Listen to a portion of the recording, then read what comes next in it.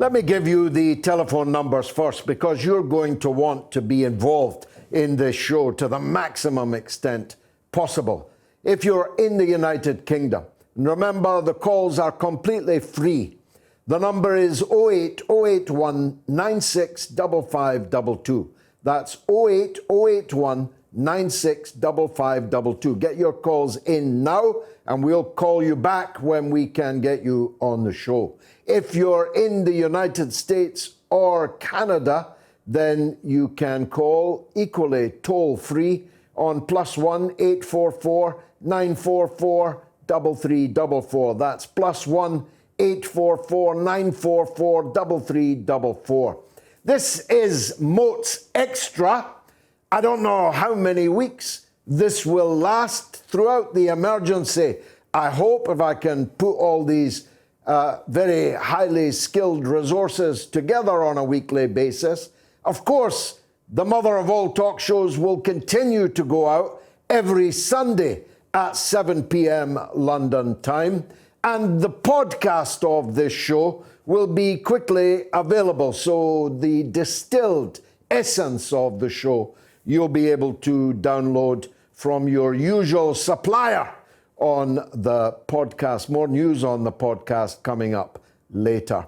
Bill Roggio surely got it right, that it is pure wishful thinking where it is not blatant war propaganda lying, militarized mendacity. Putin is not mad and Russia is not losing the war. In fact, it is entirely going to the timetable that they set. Now, let me make clear, as I did last week, I did not expect this all-out war, although it's actually not all-out war, but it's not that far away from it. I wish it had ended otherwise. I wish that no war had been necessary, and my heart bleeds for civilian and military casualties in a war that never needed to happen. As Sergei Lavrov, the personification of a cool head in a crisis, said today, this should be finished quickly because Russia's demands are minimal. And they are, in fact, entirely minimal.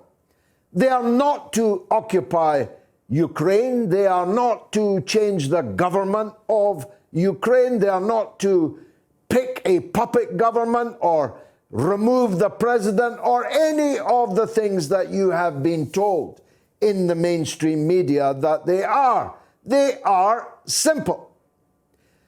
That Ukraine must be a neutral state, like Austria was, like Switzerland was, not in NATO. Which part of that is it difficult to understand? Russia will not accept any more of its neighbors being recruited by the United States to a nuclear-armed military alliance aimed at Russia. And that's what it is aimed at. That much is surely obvious even to the thickest skulls. It was set up long before the Warsaw Pact was set up. Not a lot of people know that. And its explicit purpose was to confront the then Soviet Union. When the Soviet Union ceased to exist 30 years ago, so did the case for NATO. But it did not close down. It did not change the security architecture in Europe. It refused all efforts, by Putin, by the way, for Russia to join NATO so that a win-win security environment would exist.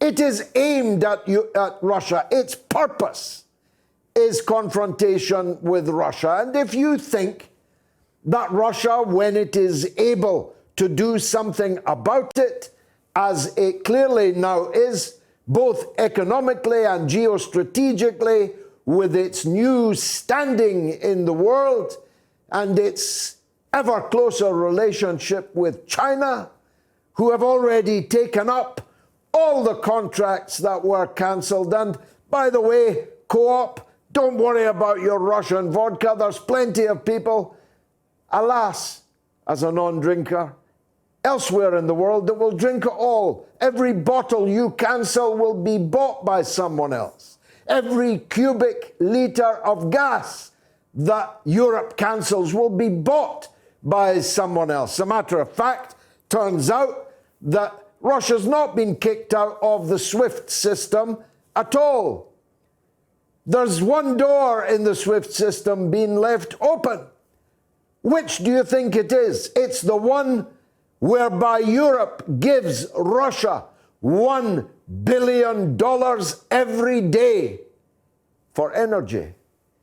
So the cancel culture might be able to deprive little Oleg of Sergei and Alexander. It might be able to kick the Russian Paralympians out of their wheelchairs. It might be able to stop the mighty Sweden taking on Russia in football. But it will not affect Russia's geostrategic importance, which is now surely self-evident. It demands that Ukraine must be a neutral country by treaty, guaranteed that it will never be allowed to join NATO. Because if it did, it would quickly become a military camp for NATO, bristling with weapons, including nuclear weapons.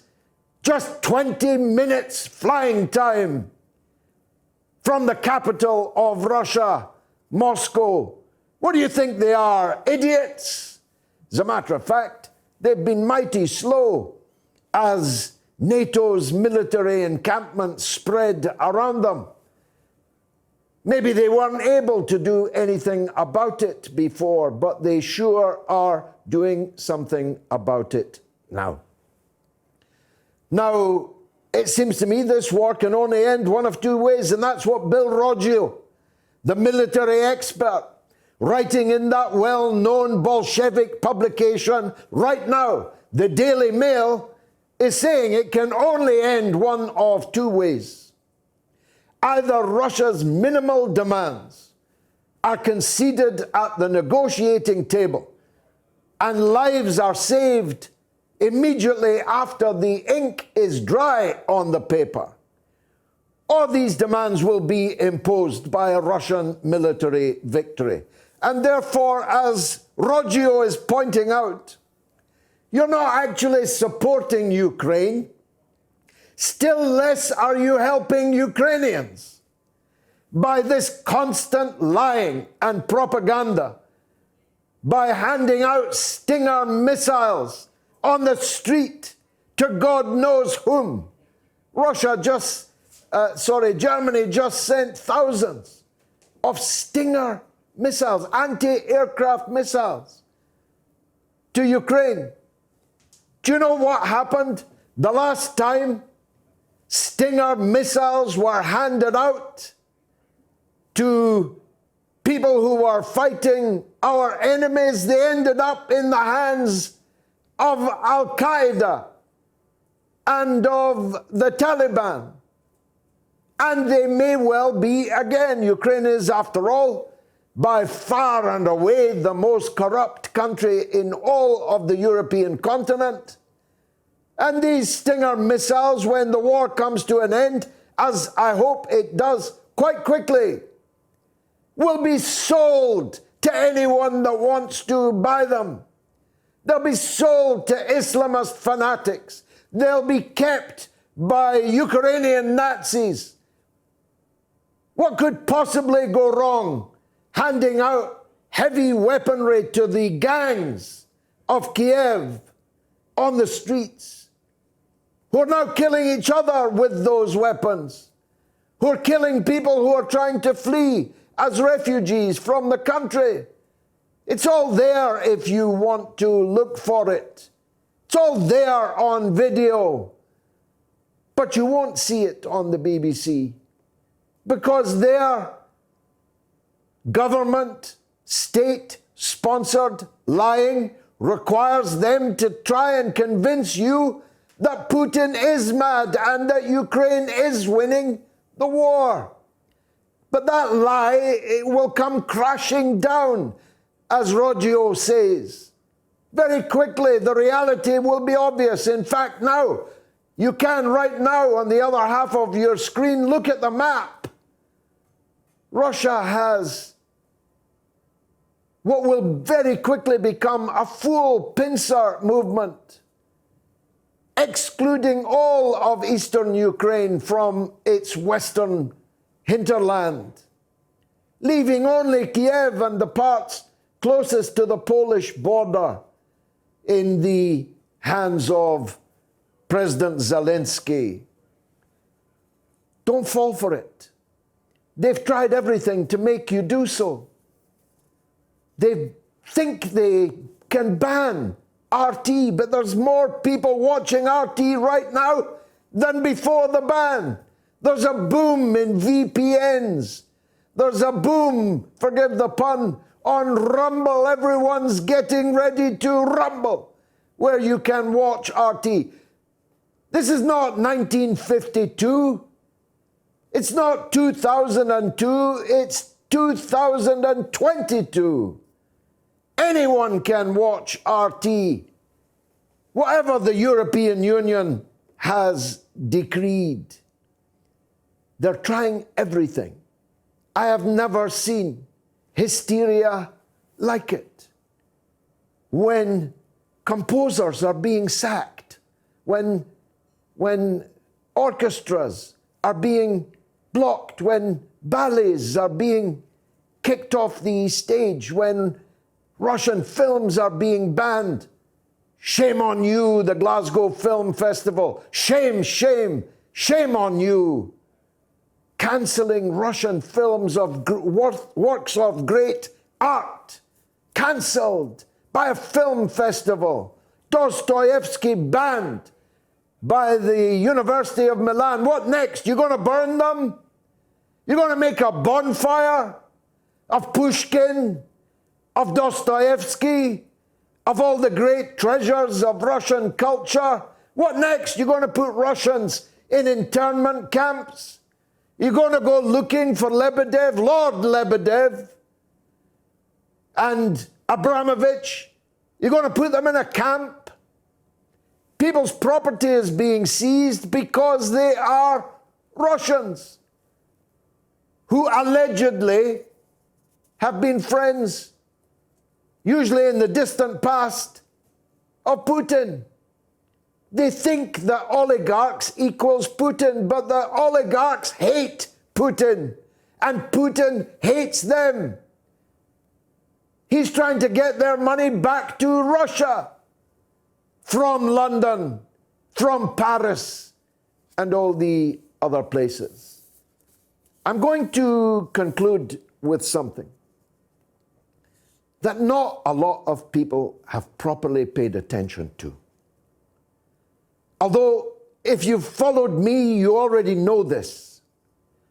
I pointed out as forcefully as I was able to that when Western countries, including my own, and every sporting authority, every football authority, when they afforded official recognition to the unilateral declaration of independence of Kosovo, they set a precedent that would inevitably be copied by others whom they might not like. And so, on the basis that Kosovo, torn from its country by military force deployed by NATO, can become an independent state just by saying so, then so can the Donbass People's Republics. So can Mariupol. So can all of Eastern Ukraine. Can announce itself to be independent from the Ukraine And Russia can recognize it as such. Maybe China too, maybe India too, maybe Indonesia too, maybe Cuba, maybe Nicaragua. You see where I'm going with this?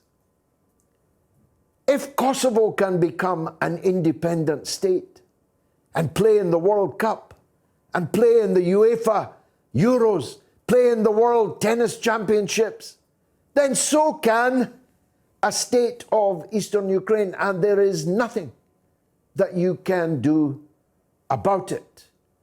It's not my choice. I don't like countries breaking up.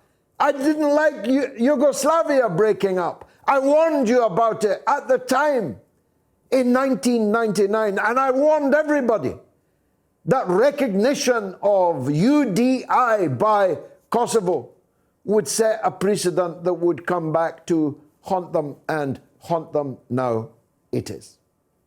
Here's my last point, and it goes to the subject of boycotts. People can boycott anything they like. Personally, I hope nobody ever drinks a drop of vodka again from anywhere. You can boycott Russian vodka if you like. You can shun Russian opera if you like.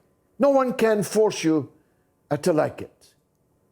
But be careful that you don't expose yourself as a complete hypocrite. I give you just two examples.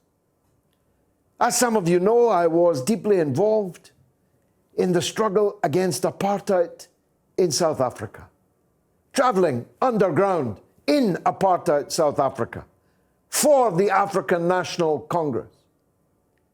At the time, the apartheid state was supported by every Western country, including Britain and the United States. Britain and the United States backed apartheid South Africa. They don't like to talk about it now.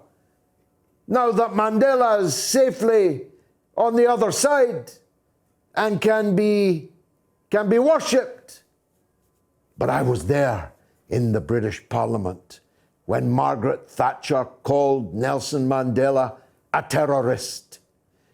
They called the ANC, who now govern South Africa and who've now banned RT from their airwaves, they called them terrorists.